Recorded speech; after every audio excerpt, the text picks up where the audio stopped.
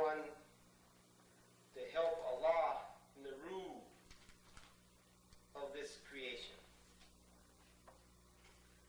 Allah exists alone,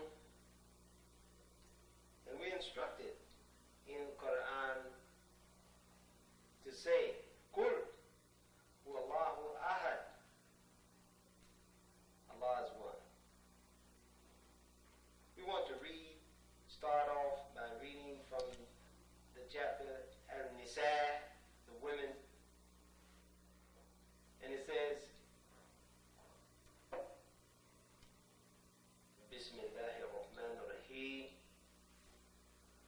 وَقَدْ نَزَّلَ عَلَيْكُمْ فِي الْكِتَابِ أَنْ إِذَا سَمِعْتُمْ آيَاتِ اللَّهِ يُكْفَرُ بِهَا وَيُسْتَهْزَأُ بِهَا فَلَا تَقْعُدُوا مَعَهُمْ حَتَّى يَخُوضُوا فِي حَدِيثٍ غَيْرِهِ إِنَّكُمْ إِذًا مِثْلُهُمْ إِنَّ اللَّهَ جَامِعُ الْمُنَافِقِينَ وَالْكَافِرِينَ في جهنم جميعا. صدق الله العظيم. With the name Allah, the beneficent benefactor, the beneficent redeemer. Already has He sent you word in the book, that when ye hear the signs of Allah held in defiance and ridicule, ye are not to sit with them, unless they turn to a different theme. If ye did, ye would be like them, for Allah would collect the hypocrites and those who defy faith in hell. These are the ones who wait and watch about you. If ye do gain the victory from Allah, they say, were we not with you? But if the unbelievers gain a success, they say to them, did we not gain an advantage over you? And did we not guard you from the believers? But Allah will judge between you on the day of judgment, and never will Allah grant to the unbelievers a way to triumph over the believers. We want to speak on a brief subject of the company of the disbelievers. Now we know that it hurts us when we see a person that's close to us, a person that we're familiar with. In many cases, it might even be a relative, someone real close to you. And you appeal to them, their moral sense, their moral nature. You try that strategy. You appeal to them with intelligent argument. You appeal to them by many different methods to reach them.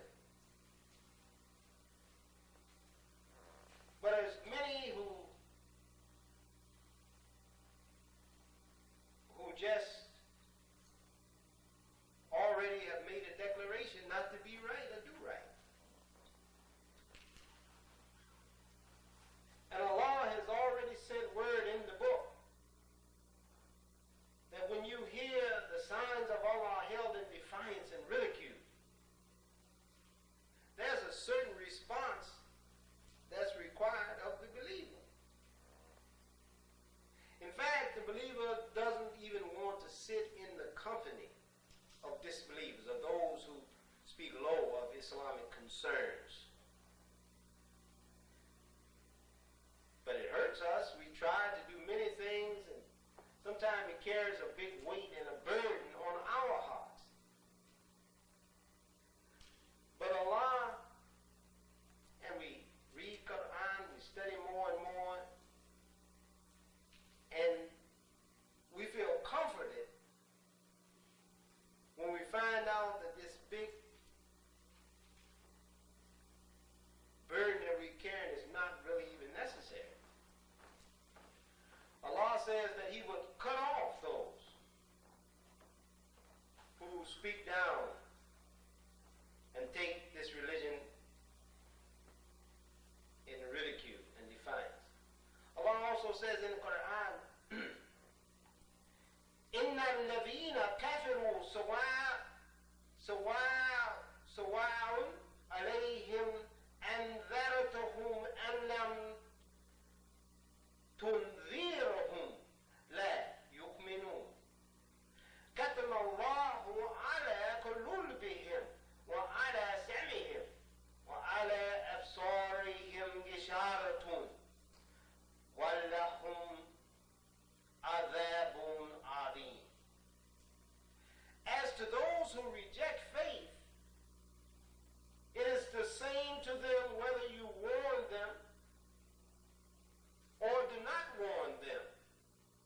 They will not believe. Allah has set a seal on their hearts and on their hearing, and on their eyes is a veil. Great is the penalty they incur. So who are you? Who am I? Do we see those in our company that take this religion as a ridicule and defiance? And Allah has said that He would set a seal on their eyes and on their hearts.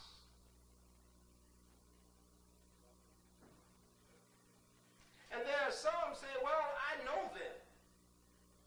I used to party with them. I used to go to school with them. I was in jail with them. All kinds of explanations. And Allah subhanahu wa ta'ala has said that He has set a seal. كَتَمَ اللَّهُ عَلَى قُلُوبِهِمْ وَعَلَى سَمْعِهِمْ وَعَلَى أَبْصَارِهِمْ غِشَاوَةٌ وَلَهُمْ عَذَابٌ عَظِيمٌ. Allah has set a seal on the hearts of such individuals. So the Muslim is not to go out of their way to reach a person when you're in their company and they show you defiance against Islam or al-Islam. Allah has instructed us that He has cut them off. They're going to incur a painful penalty for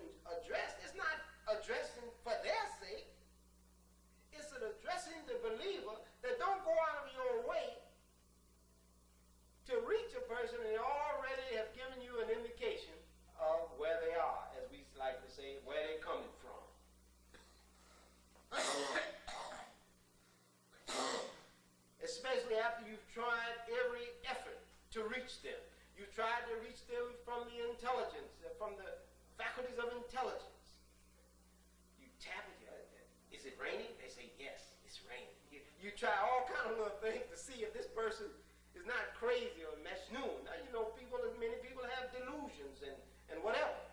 But here you talking to a human being that Almighty God has created with faculties that can reason. Say, no, Allah can seal their heart and put a veil over their eyes. And you cannot reach them. It is Allah subhanahu wa ta'ala who invites the human being to light and forgiveness. It is the devil.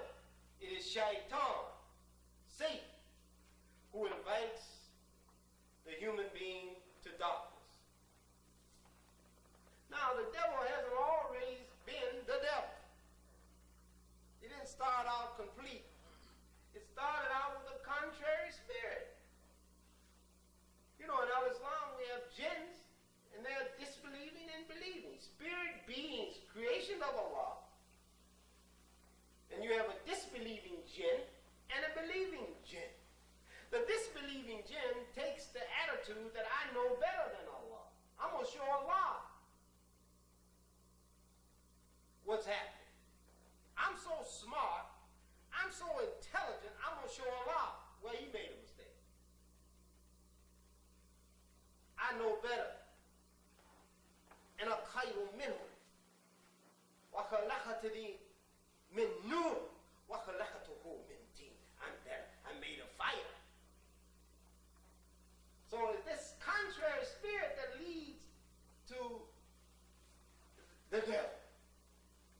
You know, we try to draw the devil, and we try to draw God. We're going to make Allah, we're going to paint a picture of Allah. Oh, he was so tall. And he had certain skin and all this. And people do that. And they draw the devil. I know the devil. Shaitan, I know him. He's a man. And they give a color to him. Oh, he's white or whatever, you know. And the devil is a spirit creature from a different dimension. You say, oh, he's a man. I know him. Yeah. And then the minute you try to draw the devil, see, the devil is a spirit being that can carry out his wishes and his tricks through many different forms, because he's a spirit being. So he could act through me. So when I read this Quran, what do we say? We say, A'udhu billahi minash shaitanir rajim. I seek refuge in Allah subhanahu wa ta'ala even before I read this Quran, because something can rear up in me that can be wrong and contrary. So we have to constantly, forever, the Muslims is constantly forever in a state of consciousness. A'udhu billahi minash shaitan. I don't want anything to rear up in me. So we have individuals that want to make the devil, he's going to draw the devil. And then the devil could be a woman. Devil manifests in a woman that's closer to you. And this woman will take you off the Sirat al-Mustaqim. Or it could be a man. Or it could be even your children. The devil could even work through your children. And it'd be almost like those movies where they're spitting out, you know, the movies for cinema, they project spitting green. Well, you can have your own child stand up to you, I hate you. You don't want to support my promiscuity. You don't want to support my habit. I think I should be able to come in the house any time of the day. I hate you. But child, look whatever you're doing is taking, look how emaciated you are. Whatever you're doing is taking your health from you. Look at you. I hate you. You know. And if the devil can work even through your children. And here's some you cared for 9 months. You nurtured. You fed. You blew the snot out their nose. And they're standing toe to toe. Shaitan could even work through your children. So we as Muslims have to, in a state of consciousness, to constantly be aware speak, Allah has instructed us that already He has sent you word in the book that when you hear the signs of Allah spoken later, register your protest. You don't have an ear here at this table. I'm moving. So the company of the disbelievers is what we want to talk about. So shaitan,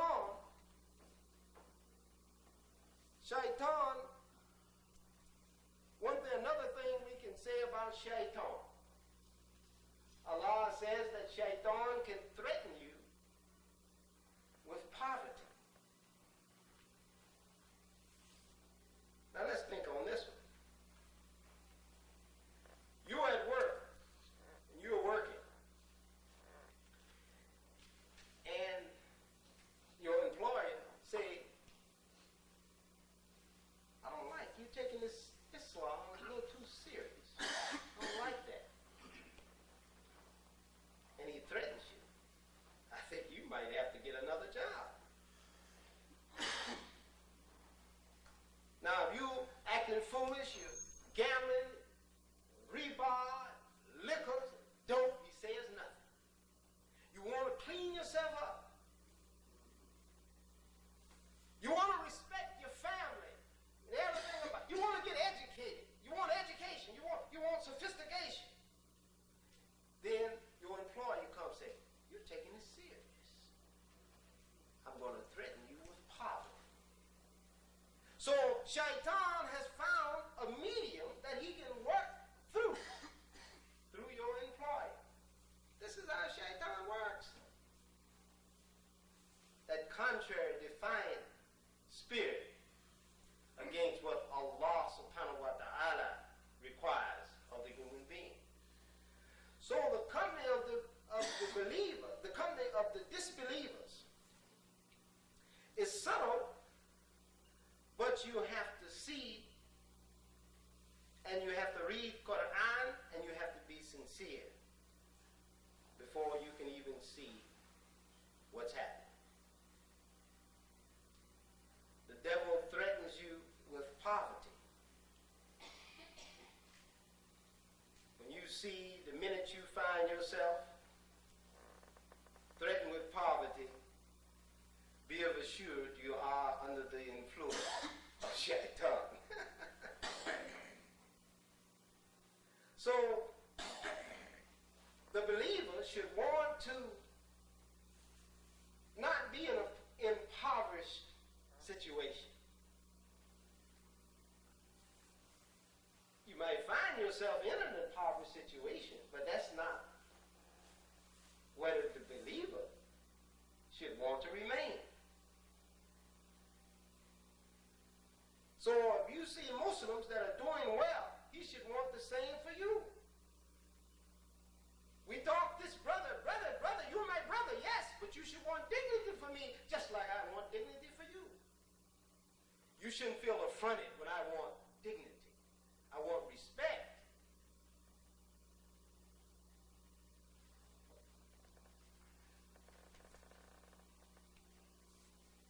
So shaitan is that contrary spirit that works against the wishes of Allah subhanahu wa ta'ala. But he doesn't present a problem for Allah. This is another point we have to understand. This society makes a god out of shaitan. Shaitan, Satan, is an adu mubin. He's a problem for us, not for Allah subhanahu wa ta'ala. Satan is a problem for us, not for Allah.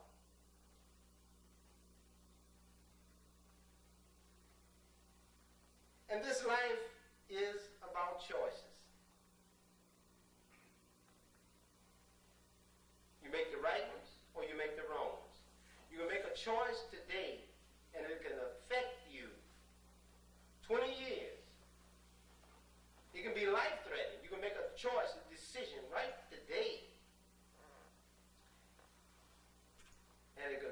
for a lifetime.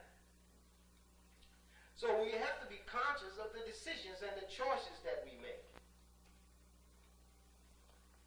And when we find a world that plays on the development of the human being, we should take this Quran very close to us. The words in this Quran, this Kalamullah, is not about intellectualism. It's not about culturalism. Some want to sell culturalism. Some want to sell nationalism. If you don't see your image, your reflection in me, you're not a real Muslim. If you don't come from my particular madhab, you're not really a legitimate Muslim. And many of the madhabs that were given are the individuals whose name is attached to them did not call them by that name.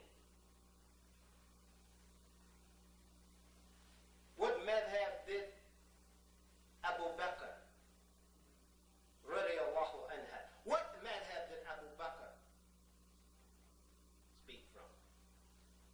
And some say, well, look how he pronounced that. Ayn. Oh, he said, woo. How can he really be all? And don't really understand. It's not about a particular madhab. No one is forced to follow a particular madhab. We're all madhabi if we lose Quran and hadith and all of what's at our disposal and use our faculties. Particular madhab. And some buy into that.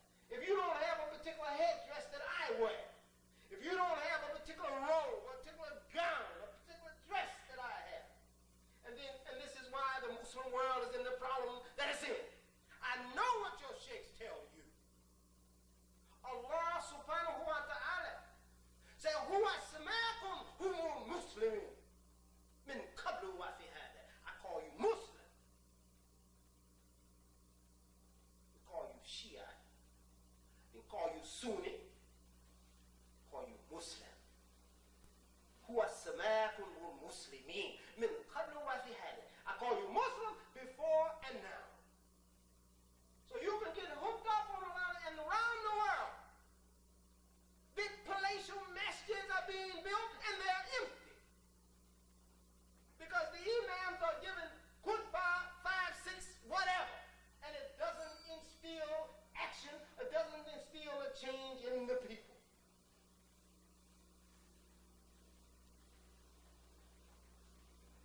So many of them want to sell many different things. So we're instructed to come to the Quran. Come to the Quran, and when you see people register a defiance against this religion, register your complaint. We see those we might dismiss and go downstairs, and somebody sit right at your table while you eating your fish sandwich. And they'll talk very defiant even about al-Islam, and you won't say anything. They'll talk very defiantly about your Imam. Some of them even go so far and talk crazy about our beloved Prophet sallallahu alaihi wasallam. And because of that environment, because of the weak, in fact, when you see an individual that cannot register their complaint against that mentality, you'll find, now that person might be a little too big to deal with. And I met a lot of big brother. I want to tell him, you crazy as hell, you shouldn't even be acting like that. And then registering all this kind of stuff, and sometimes you just have to leave them alone. I have to leave them alone at that point. But they'll register their dissatisfaction and crazy stuff. Now, if you sit and listen to that, that's saying that you are, in fact,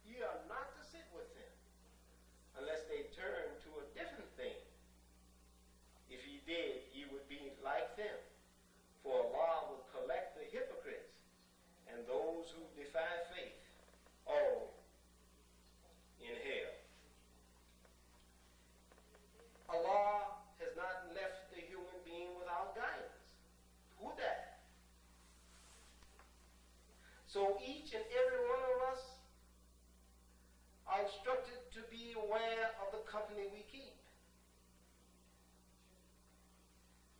And what's said about our religion, Islam, properly known as Al-Islam. So when we sit in the company of those things, no, we should register our dissatisfaction. But we're in a situation,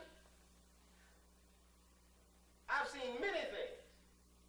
Brother show me his gun, crazy, and then you support, and because of the atmosphere, it's not an atmosphere of learning, or not an atmosphere of sophistication. Everybody waiting to be told what to do. Layers and layers and layers and layers of confusion.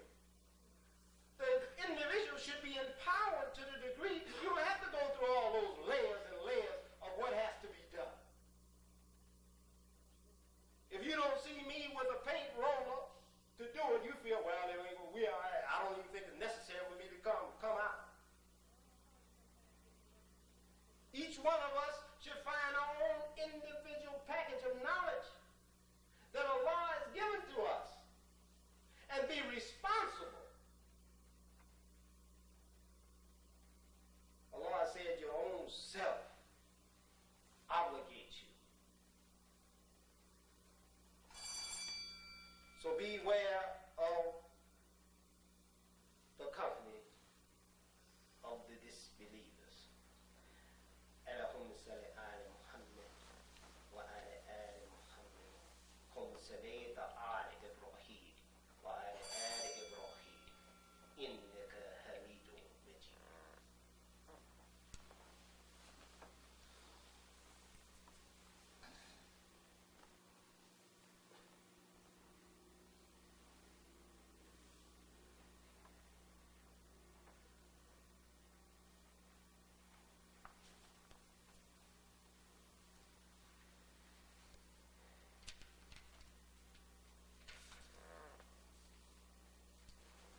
إن صلاتي ونسكي ومحياي ومماتي لله رب العالمين لا شريك له وبذلك أمرت وأنا أول مسلمين. Saying my prayer and my service of sacrifice, my life and my death all belong to Allah, Lord of all the worlds. No partner has he. This I am commanded, and I am the first of those to submit to his will. Amma ba'd, ya ibadullah, assalamu alaikum wa rahmatullahi wa barakatuh.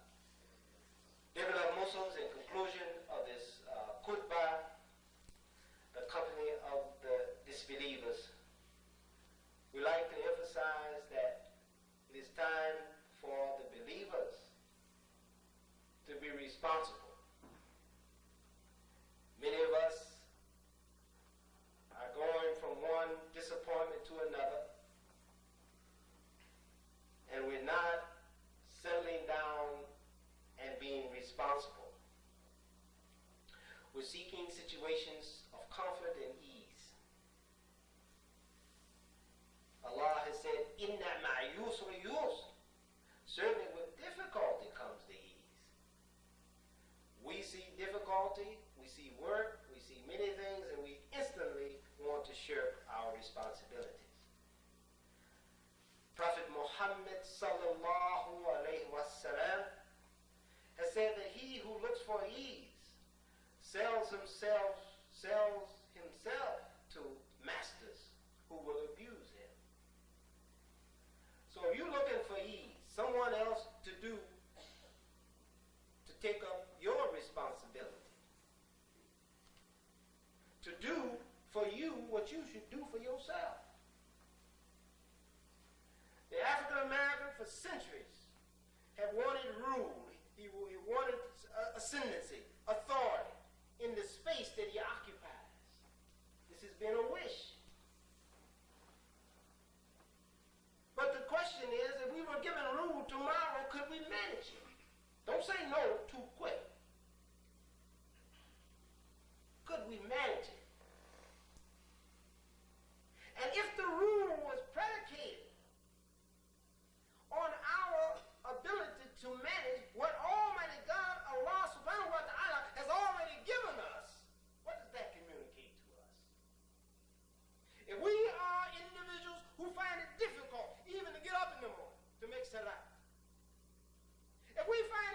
difficult to roll up our sleeves and shoulder the responsibility of teaching our children, providing a situation for our young people. Or we just want to dye our beard red or put some mascara on or put a veil on or do something like that and feel holy. If we cannot manage what Almighty God has already given us, could we manage to rule if it was given to us? And we find it difficult for somebody to tell us, your hygiene is messed up. You're a grown man. You're a grown woman. Why you don't want to clean yourself up? If somebody got to preach to you about hygiene, if someone has to preach to you about your responsibilities that's already given you, you're closer to anyone else. Yourself, you're closer to yourself than anyone else. And give so much time to play and party. When your survival urge takes place for the party urge, you're under the influence of shaitan. Here, your survival urge is put on the shelf, way back on the shelf. But your partying urge is real strong. You are under the influence of shaitan. So the rule, what kind of country does Muslims? Muslims have a history of supporting leadership. Muslims have a history of changing governments, changing societies all around just because of their presence. This is historic. If you study history, Islamic rule, you'll find that when Al-Islam was at its peak, so was its civilization. They can't say that about Christianity. When Christianity was at its peak, they called it the Dark Ages. And it was Islam, Al-Islam, that gave people a renewed sense of science, of the arts, of sophistication, of economics, of everything. So you're a Muslim and somebody just put a gown on you and a dress on you and that's all it is? No, it's much more than that. So we want the rule. Somebody to come with you and speak to your weaknesses, to tell you about a job. Don't you know we're living in a society now where they don't want the old-time workers now. They're looking for new-type workers. And those new-type workers are hard to find, just like a gem. If you could find diamonds around here, it would be nothing, worth nothing. But because diamonds are rare, the value is way up there because they're rare. And the type of worker now that this society is looking for is rare. Leaders come up with you and tell you about jobs. Do the leaders tell you what percentage of those don't even care whether or not they got a job? They're eating, they're fed, they got carpet and everything, and don't have any visible means of support. They have accepted someone else to take that responsibility for them. They have accepted someone to pay them for doing nothing. But the new type worker is the one who wants to shoulder his responsibility. There are workers now couldn't even pass the physical because of drug participation. There are workers now, you call out for a job, they won't even show up for the job. There are workers now have good jobs and they couldn't pass the physical because they got drugs in the system. So it's going to take a group of people that give people a new mind. And Al-Islam is that religion that gives the human being a new mind, that prepares you for participation for the millenniums and millenniums and millenniums. Because you want to come in harmony with the one who created you. And you have a book upon which to base and guide your life. When you come to Al-Islam, you come to life. You're preparing yourself for life. This is the way we should look at this beloved religion, Al-Islam. There are many that can't handle it. And Allah says, La ikraha fid-deen, no force. And the company of those that make you feel like you less than human, if you try to put morals in your life,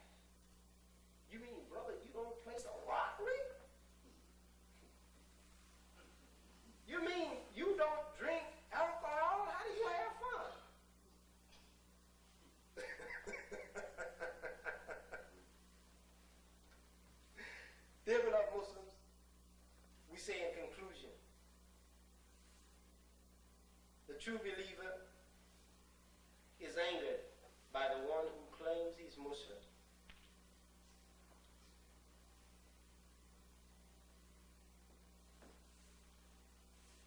and speaks lightly of Islamic concerns, and sit in the company of those who are mouthing disrespect for al-Islam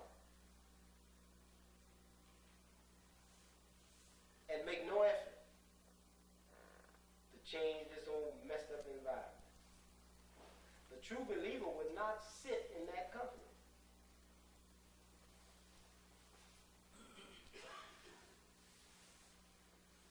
You vandalize yourself before you vandalize the community. This is a natural religion. It gives you insight on your sexual activity. It gives you insight on your dietary. It gives you insight on every aspect of human existence. This is a comprehensive religion. If it's something you have problem, Allah subhanahu wa ta'ala said, no force, no, you go to that which you love. Oh, never would you attain righteousness. Never would you attain birra. Never would you attain birra, righteousness, until you give up that which you love. And our beloved prophet, it says, not until your ahwal, not until it follows what I have given. This Quran is so challenging. It says in the Quran, this Quran is perfect, pure. Put that Quran real close to you. Open it up and read it daily. And then apply the insight. Extract from the Quran the guidance, the hudah from our beloved Prophet Muhammad sallallahu alayhi wa sallam. Because it says in the Quran that Prophet Muhammad was sent what? Yatlu alayhim ayatihi wa yuzakkihim wa yu'allimuhum kitab wa hikmah.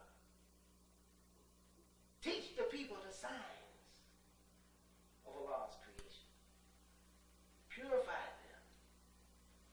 Then once they're purified, they're ready for the hikmah. We don't want to become just like a little wound-up toy. Don't be looking crazy at me. I'm trying to get my own situation together. I'm struggling and praying on this thing. But say, la qawwata wa la ni'mata wa hawla illa billahi. No power, no reward comes and accepts from Allah. Allah is the controller of this creation. ربنا آتنا في الدنيا حسنة وفي الآخرة حسنة وقنا عذاب النار. آمين. Dear beloved Muslims, we've lost to make just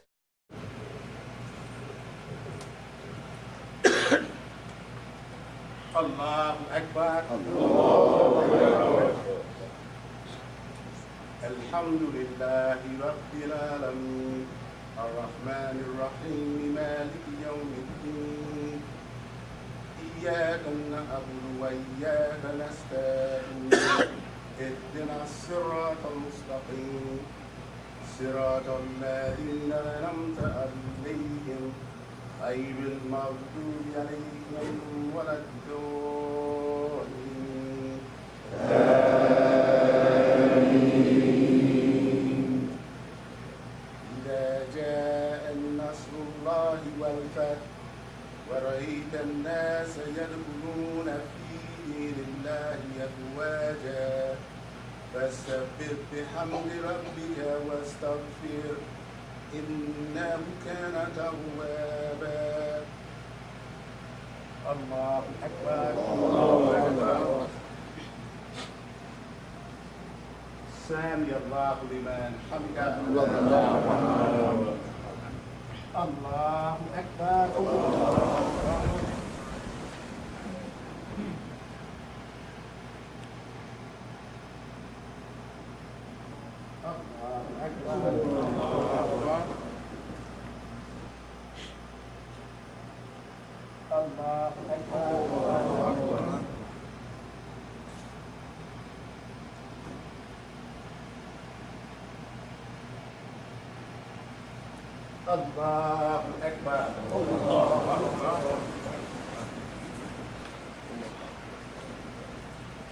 Alhamdulillahi Rabbil Alameen.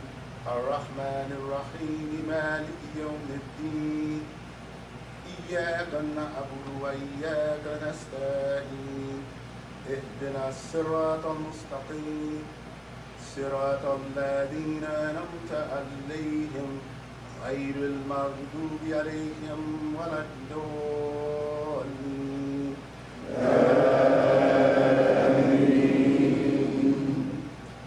قل هو الله أحد الله صمد لم يلد ولم يولد ولم يكن له كفوا أحد الله أكبر.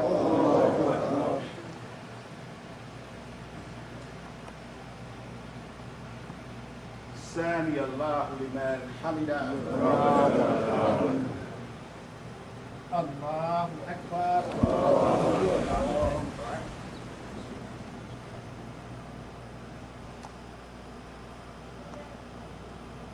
الله أكبر.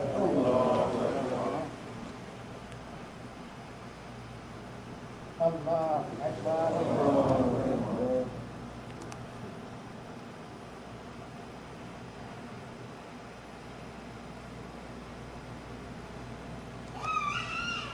الله أكبر.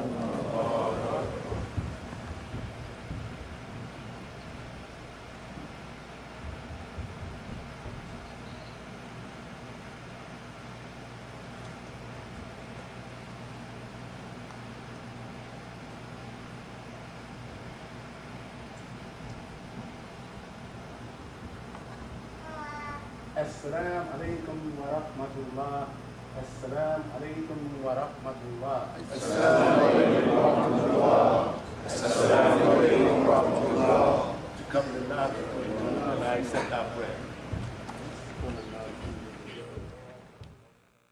Your health, home, family, food, and finances.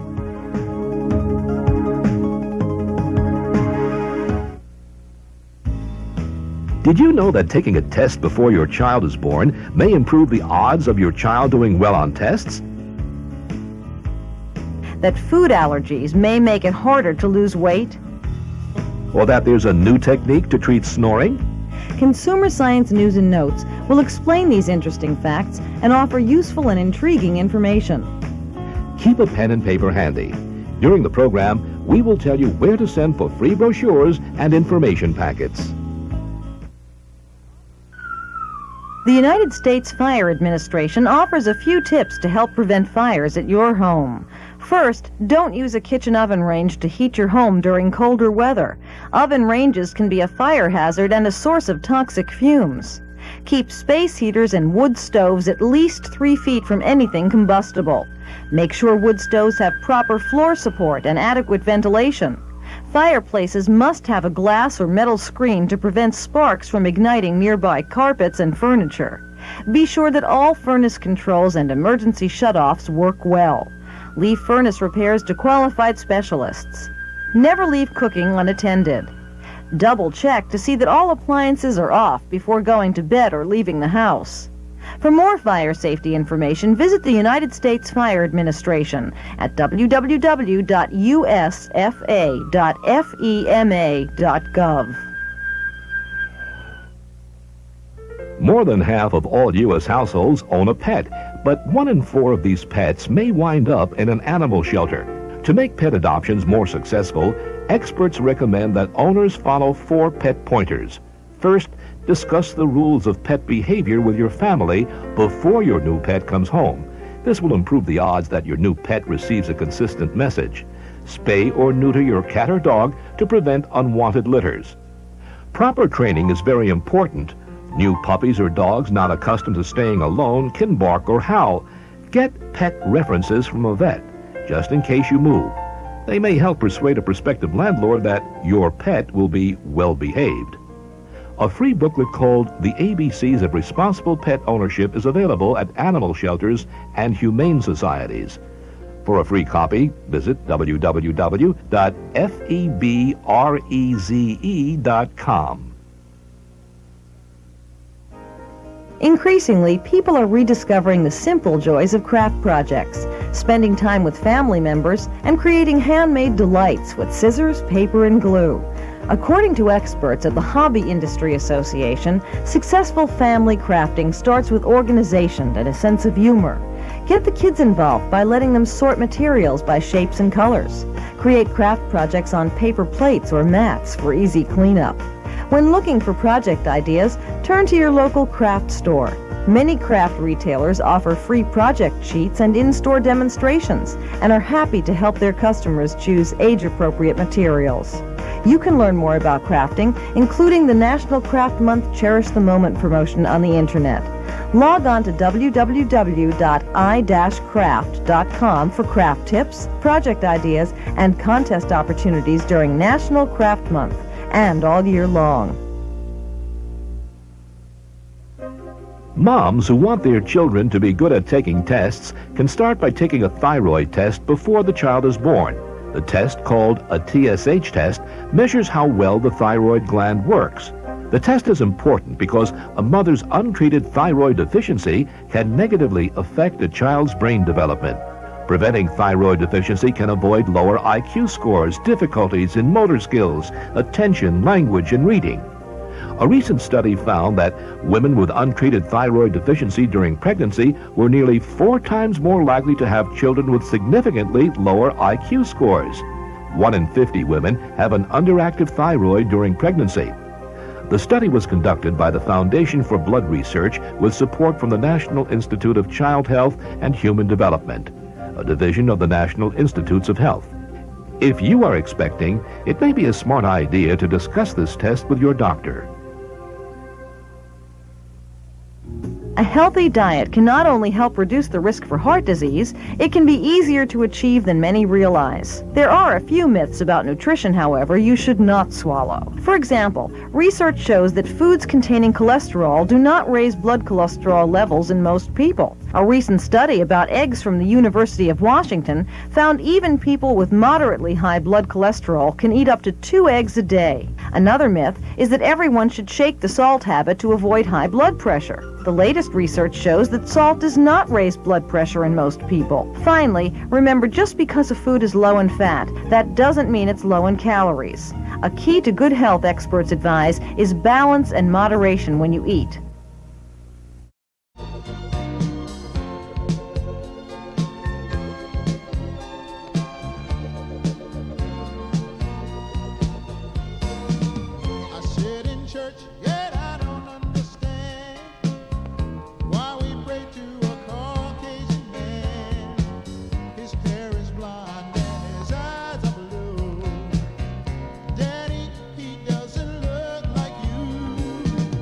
Say